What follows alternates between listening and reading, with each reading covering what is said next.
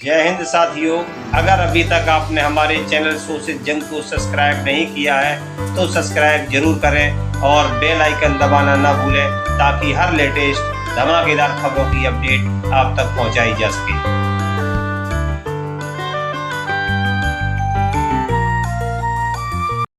जय हिंद साथियों, आज मैं मिलवाता हूं आपको एक ऐसी शख्सियत से जिसकी बोलती थी चंबल घाटी में तूती, जिसके नाम से थर्राता था चंबल का इलाका।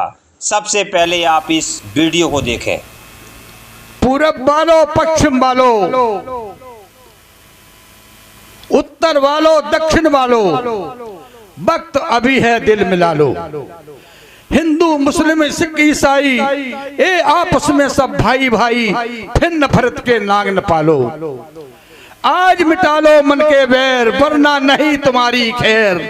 मिट जाओगे लड़ने वालों, घर जला तो पड़ोस जलेगा, पड़ोस जला तो जहान जलेगा, जहान जलेगा तो शहर जलेगा। तुम ऐसी बुनियाद न डालो, हमने बनाए जो हथियार, इनके होगे हम बर्बाद। और फिर क्या होगा दुनिया वालों। दोस्तों, बहुत बड़ी एक पीड़ा है इस चंबल घाटी पे। एक साल हम कालपी के जंगल में लग के रहे। मैं छत्री, वहां सब आगे सब लोग बैठे हैं। और अगर अपना समय काटने के लिए कहीं भी कोई शिकायत नहीं मिलेगी। अगर कोई, मैंने जब 1982 में समर्पण किया था और अर्जुन सिंह के मंच पे जो कहा था, यदि कोई ईपी एमपी राजस्थान की एक भी कोई महिला मेरी शनाख्त कर दो कि मलखान सिंह ने चांदी की अंगूठी उतारी हो तो इसी मंच से फांसी पे लटका दिया जाए। मैं पेट भरने के लिए बागी नहीं बने थे। 100 बीघा जमीन के खातिर, मंदिर के खातिर बागी बने। और 100 बीघा जमीन जब मैंने मंदिर से लगाई, राम जानकी के नाम से, वहीं से हथियार उठाया, वहीं से हथियार जमा करा। ये मेरा एक क्वालिटी रही। कोई पेट भरने के लिए कोई आदमी नहीं जाता, पेट भरने के लिए हमने वो काम नहीं किया। हम क्रांतिकारी आदमी रहे, हम डाकू नहीं रहे। जो बदतमी कर जाता बगावत के खिलाफ, चंबल पे सैनिक पैदा होते, डाकू नहीं, बागी पैदा होते हैं। जो बगावत करता है, जो बदतमी करता है, उसे बागी बनना पड़ता। कोई किसी की बहन बेटी छेड़ दे तो क्या करेगा शासन प्रशासन? अगर कोई बात नहीं सुनेगा किसी गरीब की तो क्या करेगा? या तो खुद मरेगा या जेल जाएगा या किसी को मारेगा, और क्या करेगा? तो शेर ही होता है, चाहे वो जंगल में रहे, चाहे कटघरे में रहे। और कहाँ रहेगा? और कोई जगह तो है नहीं। शेर के लिए 2 जगह है, न तो वो घास खाए, न दूध पिए, न रोटी खाए, मांस खाता है। तो शेर को जगह कहाँ है? तो शेर ही होता है, चाहे वो जंगल में रहे, चाहे कटघरे में रहे, चाहे कहीं रहे। हर युग में एक क्रांति की लहर, अर्जुन सिंह ने एक शब्द लिखा था कि हर युग में एक क्रांति की लहर, चाहे छोटी क्रांति हो चाहे बड़ी क्रांति हो, एक क्रांति की लहर चलती है। मांगन मरण समान है, मांगन मरण समान है, मन मांगो कोई भीख। मांगन मरण समान है, मत मांगो कोई भीख, मांगन से मरण ना भला, ये क्षत्रियों की रीत। छत्री कभी हाथ नहीं पसारता, छत्री कभी भीख नहीं मांगता। ये छत्री की क्वालिटी है, चाहे मर जाए। और राजस्थान की पहचान क्या है? छत्री तो राजस्थान में बहुत है। राजस्थान की पहचान है मीराबाई और महाराणा प्रताप। छत्री बंधुओं, मैं गलत तो नहीं बोल रहा हूं। अगर राजस्थान की पहचान है तो मीराबाई और महाराणा प्रताप से है। और चंबल की पहचान क्या है? मोहर सिंह, मलखान सिंह और माधव सिंह की पहचान है। फिल्म का हीरो कभी मरता नहीं है और चंबल का बागी कभी मरता नहीं है, हमेशा जिंदा रहता है। वो तो कहीं न कहीं फिल्म का हीरो, तमाम हीरो मर चुके अपने देश के अंदर। आज दिखाई दे रहे कि नहीं? बार बार दिखाई देते, मेरे सामने सब मर चुके।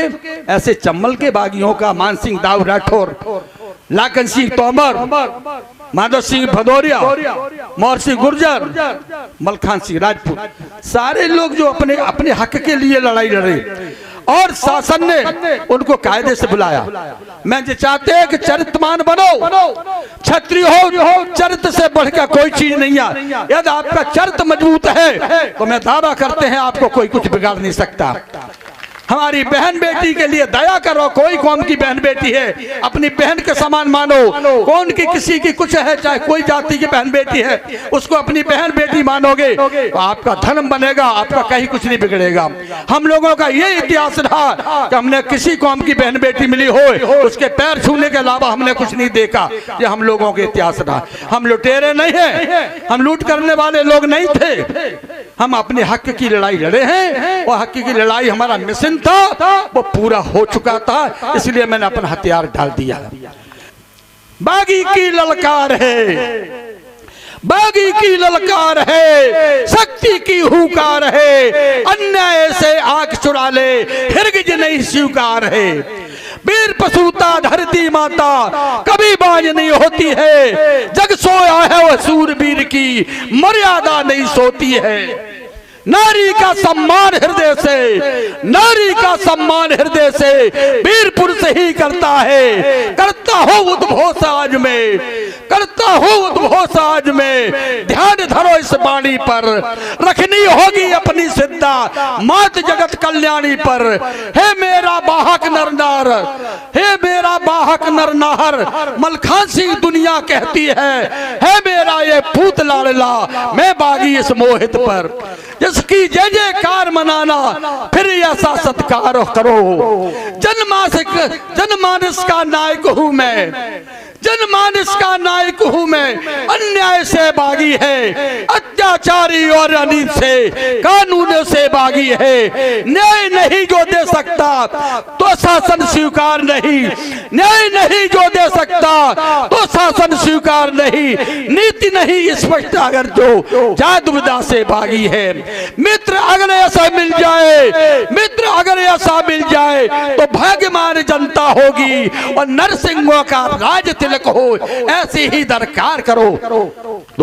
तुमने क्यों बनवास लिया है, तुमने क्यों बनवास लिया है ओ भिंड के रहने वाले। अब बंदूक उठाई है, अब तो ये शक्ति एक मिल गई तुम्हें तो बेरी भी मन में शर्माया, शक्ति की घड़ियों में तुमने मुस्तकीम सा साथी पाया। दोनों ये सरदार देखकर दुश्मन का मन ये शर्माया, जैसे तकदीर रेत में कोई आली के गोले बरसाए। यदि बंदूक उठाई है तो, यदि बंदूक उठाई है तो शीशड़ मत रहने देना और धनी और निर्धन को अपनी लूट बाट से सम कर देना। इसी बिना पर आज तुम्हारा, इसी बिना पर आज तुम्हारा दस्युराज इतिहास रहेगा और अमर रहोगे तुम धरती पर। यदि ऐसा प्रण ठान लिया है, जीवन ही अब साफ बन गया, ऐसा क्यों अपराध किया है ओ भिंड के रहने वाले। तुमने क्यों वनवास लिया है दोस्तों? वनवास कोई लेना चाहता है? जब दुनिया को परेशान किया जाए, बड़े बड़े सोर्स वाले जिम्मेदार उसकी गरीब आदमी को, किसान को रहने न दे, उसकी व्यवस्थाएं पूरी भंग है, तो कहां तक जेल में जेल काटेगा। और अन्याय जब हो रहा है, अत्याचार हो रहा है, बहन बेटियों को खींचा जा रहा है, जमीन छीनी जा रही है, क्या करेगा? चम्मल की शरण तो लेगा। चम्मल माँ सबको वरदान देती है और हमेशा से चम्बल माँ का ये वरदान रहा कि अन्याय के खिलाफ जो लड़के जाता है उसे चम्बल पे हमेशा विजय होती है। क्या हमारी कोई स्टील बॉडी नहीं थी? 500 गोलियां कम से कम हर मुठभेड़ में 500 गोली हमारे ऊपर बरसी जाती है, चाहे वो यूपी के पुलिस हो, चाहे एमपी के, चाहे राजस्थान की। जब मुठभेड़ होती है तो 500 गोली हमेशा चौकीती पड़ती थी। अकेले स्टील बॉडी नहीं थी, ये माँ की कृपा थी। मेरे लोगों का चरित्र अच्छा था, ईमानदारी से काम कर रहे थे, अन्याय के खिलाफ लड़ाई लड़ रहे थे, तो किसी भागी का मेरा बाल बांका नहीं हुआ। ये मेरा मलखान दादा, मलखान दादा लूट करने वाले में से नहीं थे, अन्याय के खिलाफ लड़ाई लड़ने वाले थे। आज भी मेरा रोम रोम फड़कता है। मैंने पाकिस्तान के विषय में भी एक बयान दिया था, एक बार देखा हो आपने। मैंने कहा यदि 700 बागी आज हम जिंदा हैं समर्पणकारी, यदि भारत सरकार को जरूरत पड़े बिना शर्त बिना वेतन अगर कोई रिपोर्ट नहीं मारा जाए तो कोई उसकी पेंशन नहीं, हम लोगों को बचा हुआ जीवन बॉर्डर पे लगा दिया जाए, क्योंकि हम लोग सब टेंट हैं।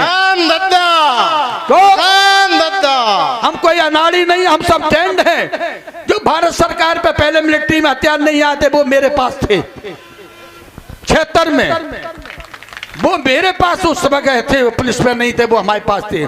हम लोग टेंट थे, हमने कह दिया था अगर देश के लिए अगर मरना है मिटना है बचा हुआ जीवन मैं अपना लगाने को तैयार है, चाहे कुछ भी हो जाए।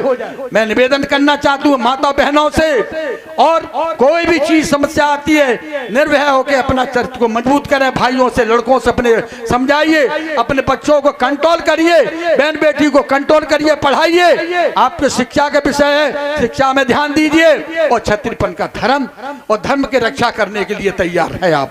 जब तक धर्म नहीं होगा तब तक कहीं कुछ नहीं होगा, बिना धर्म के कुछ हो ही नहीं सकता। धर्म की एक ऐसी पूजा है उसी से फलता, उसी से छत्री, उसी पर सब होता है।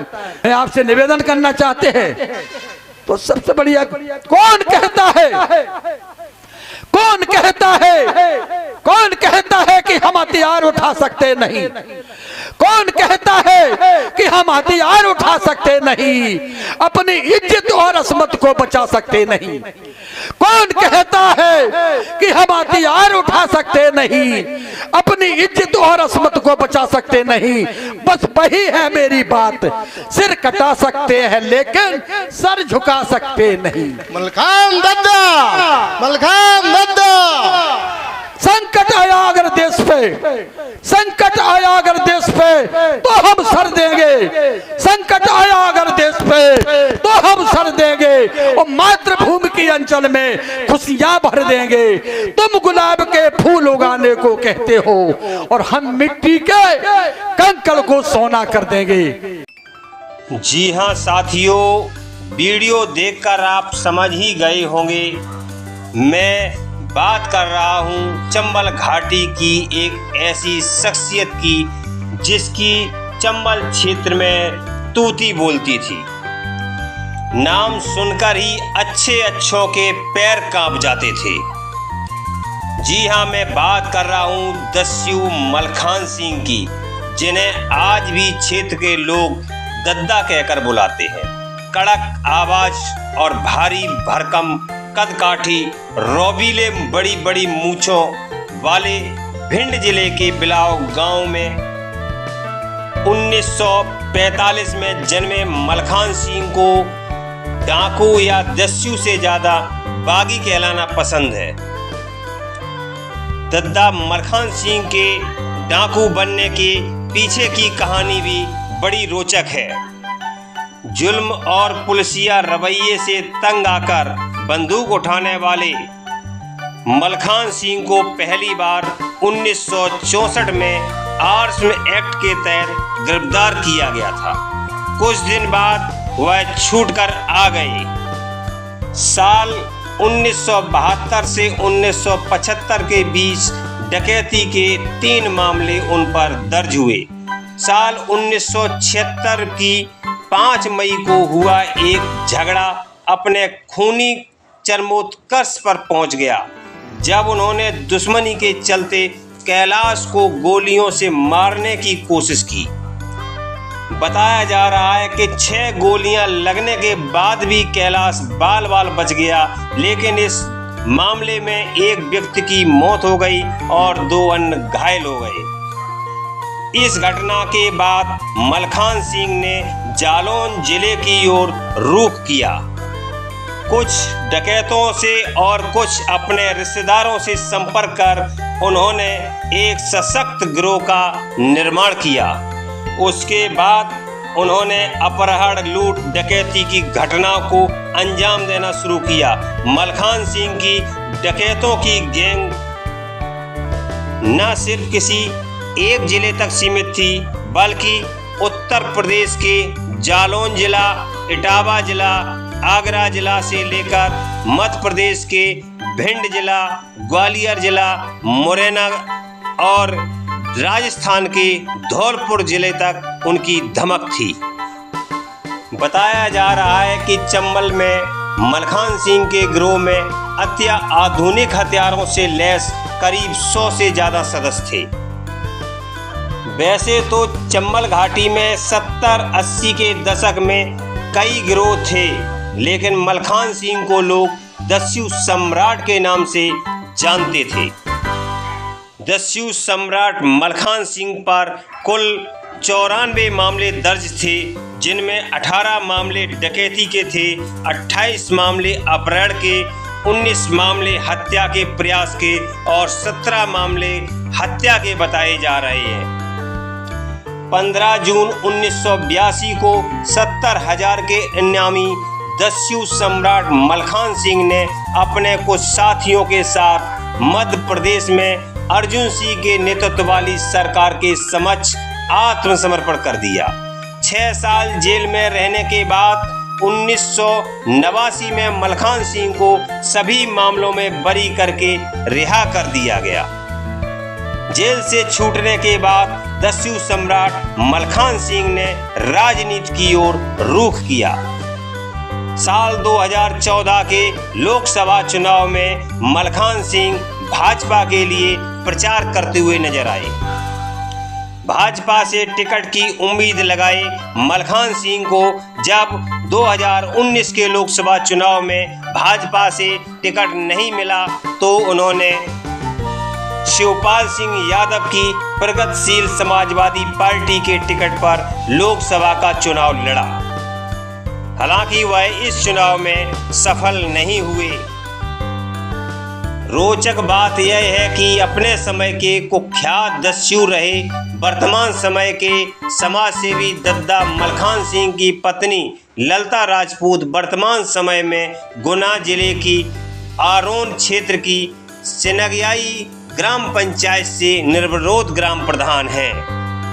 आगामी 2023 के मध्य प्रदेश विधानसभा चुनाव और 2024 के लोकसभा चुनाव को ध्यान में रखते हुए दद्दा मलखान सिंह ने कांग्रेस की ओर रुख किया। ग्वालियर में प्रियंका गांधी की रैली में पहुंचकर चर्चा में आए मलखान सिंह ने मीडिया के सामने भी कांग्रेस की तारीफ की। अगर अभी तक आपने हमारे चैनल को सब्सक्राइब नहीं किया है तो सब्सक्राइब जरूर करें और बेल आइकन दबाना ना भूलें ताकि हर लेटेस्ट धमाकेदार खबरों की अपडेट आप तक पहुंचाई जा सके। कहानी आपको कैसी लगी कमेंट बॉक्स में अवश्य लिखें। वीडियो को ज़्यादा से ज़्यादा लाइक शेयर करें।